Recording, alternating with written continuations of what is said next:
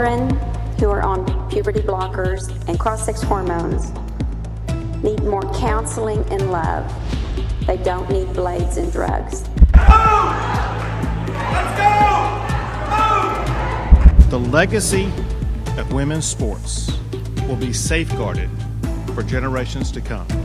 Shut it down! Trans women are men. I think we need to acknowledge that biological fact if we're going to have any sort of intellectually honest debate about this. Trans women are women, trans men are men, and non-binary people are valid.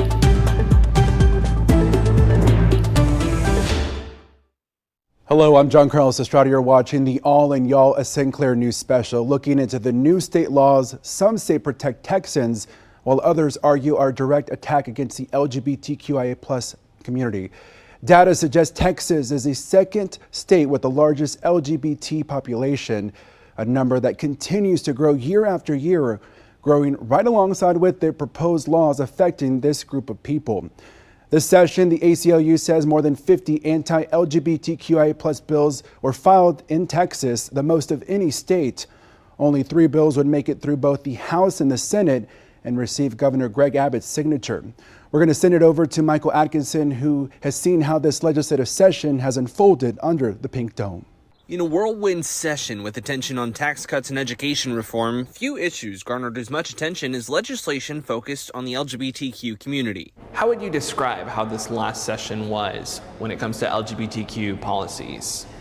Heartbreaking, frustrating. When it comes to LGBTQ policies this past session, 3 bills stick out. Senate Bill 12 had originally been written to ban drag in front of minors, but it was rewritten to broadly ban sexually explicit performances in front of minors. Senate Bill 14 bans gender-related treatment like hormones and puberty blockers for minors. And Senate Bill 15 extends a ban from last session on trans women from participating in women's sports, now excluding them from college athletics. NCAA has been threatening for years to take competitions away from states. They've never followed through with those threats. Governor Greg Abbott saying such policies are protecting, not hindering, the rights of Texans. We will continue to advance policies that protect children, that protect women in sports, but protect all Texans and their freedoms. The so-called drag ban changed radically over the course of session as lawmakers broadened it to ban sexually explicit performances in front of minors entirely, so as to avoid a constitutional challenge for specifically targeting drag performers. Skeptics have questioned if it's now too broad and possibly banning kids from seeing, say, the Dallas Cowboys cheerleaders from performing. You talk about the enormous difference between having a young child sitting in front of a man in a G-string, and on the other hand, sitting up in the bleachers of the Dallas Cowboys Stadium. It's a totally false comparison. But it was arguably the ban on gender treatment for trans minors that garnered the most pushback, including the dramatic climax of the session when as many as 300 LGBTQ activists were expelled from the Capitol for demonstrating in the House gallery. We were treated in ways that people had never really seen a group of people treated in the Capitol before. And to me, that points to the attitude that a lot of state leaders have in this state towards our community. That bill takes effect in September. Minors currently on treatment like puberty blockers or hormones will have to be weaned off over time. A study from UCLA estimates that to be nearly 30,000 Texas minors. The ACLU of Texas is working on a lawsuit to stop that bill. This fight is far from over, and there are thousands of people that are going to keep turning out and fighting until it's safe for everybody to be here. In Austin, Michael Atkinson, CBS Austin News. Well, thank you, Michael. Similar bills in other states have already had to legal challenges on the federal level. Many of these new laws could be put on pause or even found unconstitutional. Joining me now is Will Mojado with the Texas Tribune. Thank you so much for being with us, Will. Good to see you again. You've been covering the 88th Texas legislature extensively. You want to talk about one of the bills that didn't quite make it to the finish line, Texas's very own Don't Say Gay bill. Where does that stand now? Yeah, so that bill did not receive a vote in the legislature to send it off to the governor, but lawmakers are still eager to pass that bill, and there is potential for it to show up in a later special session. Opponents of that legislation criticize it for stifling discussion of sexual orientation and gender identity in the classroom, while supporters of it say that those discussions should not be happening in schools. What we're seeing here in Texas isn't an original idea. We're seeing reports of a rise of anti-LGBTQIA plus legislation nationwide. Where's this all coming from? Yeah, so specifically the Don't Say Gay bill was first seen in Florida, and Texas's version of it is expanded version of that. But I think the larger context we're seeing is kind of a consensus that these types of legislation that target LGBTQ community, particularly trans people, resonates really well with Republican voters. And so politicians have chosen to continue to put forward these bills, including restrictions on gender-affirming care for trans youth and athlete bans for trans athletes. And yeah, they just seem to work really well with Republican voters, and we'll probably continue to see those. I was going to ask you, nationwide, we're having a presidential election. Here in Texas, we're having a senatorial race. Are we going to see this in those races? There's a good chance we might. Certainly in the Senate race, we could expect to see it. But for example, Donald Trump, after the 2016 and 2020 elections, it was notable that he did not use trans people as one of the issues that he talked about. But after the 2020 election, he did start, leveraging that type of rhetoric and really focusing in on trans people purely because it really resonates well with Republican voters. Well, thank you so much for being with us. Thanks for having me. Texas communities are already feeling the impact of SB12. We'll check in with them and if DAs will enforce this new law. May I ask a question? Are you a parent? I'm not a parent yet. Okay. Would you consider yourself an expert in parental rights? No, that's why I trust parents to make decisions about their kids. It's your voice, your future. Hear from lawmakers and their constituents about the newly passed LGBTQIA plus legislation signed by the governor in our town hall. And later, we'll introduce you to a true Texas icon, Barbette. You're watching the All in Y'all, a Sinclair News special.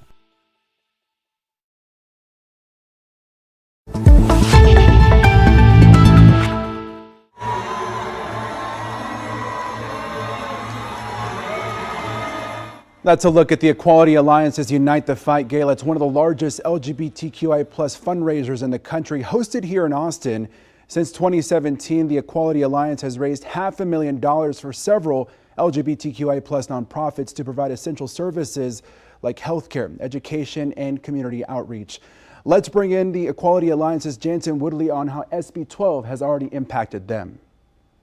To make sure that as an organization and with Unite the Fight that we stay in full compliance with regulatory shifts that are happening with SB12.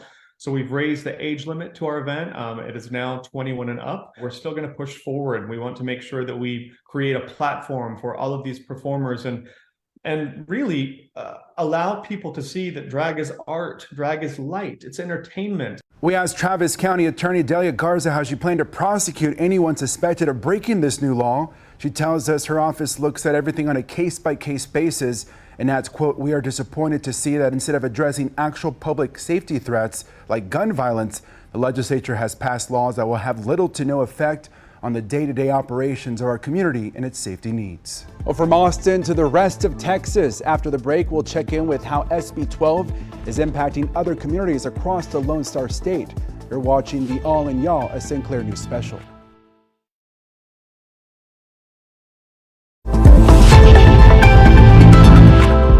Welcome back. We're going to check in with our reporters positioned across Texas, and they look into how SB12 is impacting their community and spoke with their local DA's office to see how they'd be enforcing this new law.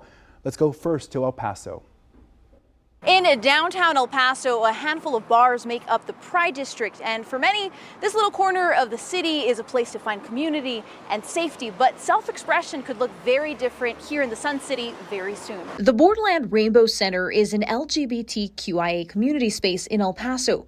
Alongside advocates, they're asking the city manager and city attorney to develop a plan to promote a safer community for all residents. Part of their recommendations includes deprioritizing the enforcement of drag bans throughout El Paso. We sat down with District Attorney Bill Hicks about what SB12 would look like in the Sun City. You know, that's a very difficult question to answer because that offense could take on many different looks to it. It could be, anything from some sort of sexual performance in front of minors to any kind of simulated act. But Hicks says that right now his office is stretched too thin to prioritize SB12. The district attorney says things will be sent to regular courts and be treated as regular offenses. Reporting from El Paso, I'm Vania Castillo. Thank you, Vanya. All right, let's see how things are going in San Antonio. The Bottom Exchange is one of the many places in San Antonio that host regular drag shows. Now, many supporters of the LGBTQ plus community have wondered what the impact of SB12 will have here in San Antonio. We've got a lot of choices. We still have discretion where we can make decisions about how cases go forward. We have to review every case. We'll do that. But you know, I'm not aware of any conduct that's happened in Bexar County that would require us to send anybody to jail. Recently, we spoke with several of those supporters to see what their thoughts are on bills like this. They've expressed frustration over some of the things lawmakers considered during the session. Supporters of the bill say they are meant to protect children from explicit materials, but some members of the LGBTQ plus community and their allies disagree. They say bills like SB12 are rolling back their rights. I don't understand all the bills. I don't understand all the noise being made. We're not a threat to anyone. Earlier this month, Robert Salcedo with the San Antonio Pride Center actually told us it's very disheartening what is happening. He also told us that trans people are part of the community here and that they're going to continue to let their voices be heard despite the legislation that makes them feel targeted. I'm Christina De Leon. We will send it back to you.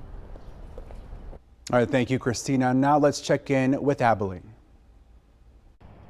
People come to watch stories be brought to life here at the Abilene Community Theater. It also may be the center of a debate for some. This is our main stage.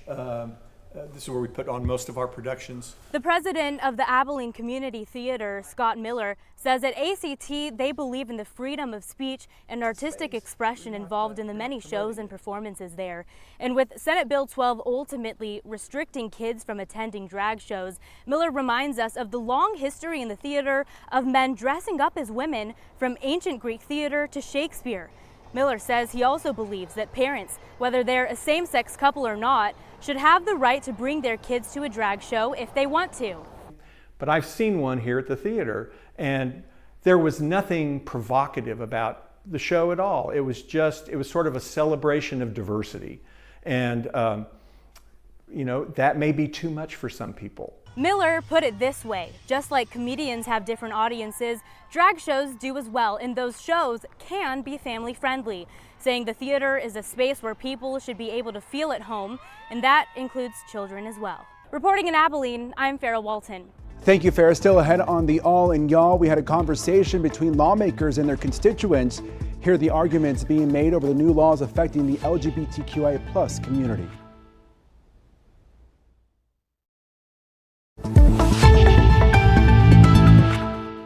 We're now going to share with you part of Sinclair's Town Hall, Your Voice, Your Future, the All in Y'all edition. We invited lawmakers on both sides of the aisle, as well as an eclectic group of Texans they serve. The part we're about to show you is a discussion on SB 14.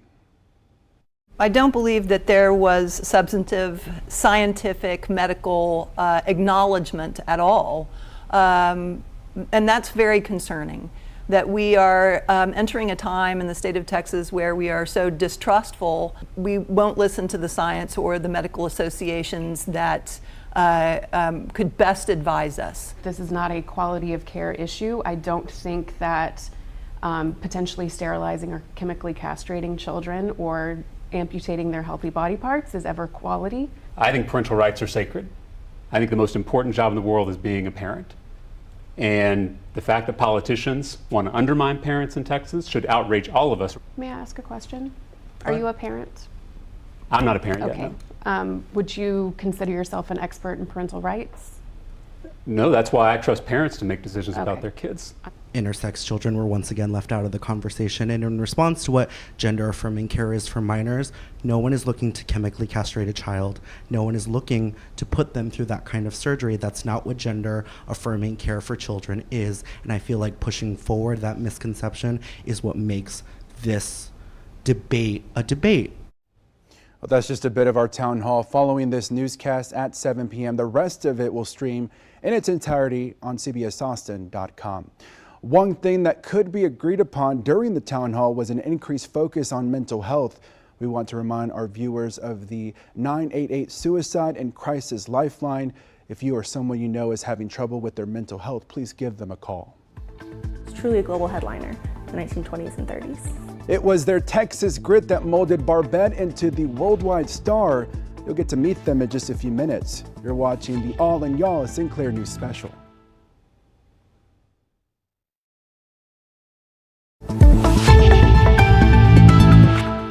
From Texas to the world, Vanderclyde Broadway, better known as Barbette, was the drag performer and aerialist. The Texan wowed crowds all over the world, including at the world-famous Moulin Rouge. Barbette's story shows us that drag has been a part of Texas for more than a century. It was the beauty and athleticism that made Vanderclyde Broadway famous. It was truly a global headliner. He was a drag aerialist and circus performer in the 1920s and 30s. Vander was better known by his stage name, Barbette. Performed as far away as the Moulin Rouge, the Folies Bergère, did Australian tours, South American tours. But before the spotlight, Vander was raised in Round Rock. It was there he became fascinated with the circus. He fell in love instantly. He knew he was destined to be a performer. He joined the circus at 14 with an act called the Alpharetta Sisters, who were looking for another sister for their act. The sisters asked if he'd be okay dressing up in drag, and he agreed. It was his ticket to see the world. Drag is a very old art form, so it was common in the 1900s. It was a standard part of vaudeville. Paris was where Barbette really came to life. He was known for dressing up in a woman's ball gown and would trapeze across the stage. Barbette was very well known in Paris. There is actually a major theater critic who opened an article with, "Have you seen Barbette? All of Paris has seen Barbette." Midway through his act, he'd reveal his masculine physique to the sounds of gasping in the audience. In a 1969 New Yorker article, Barbette described his act as a thing of beauty, strange beauty. What determination and grit can take you, especially if you don't fit where you're from, that you can really transform yourself and find where you belong and be extremely successful at that. Well, that's going to do it for us. I'm John Carlos Estrada. You've been watching the All in Y'all Sinclair News Special.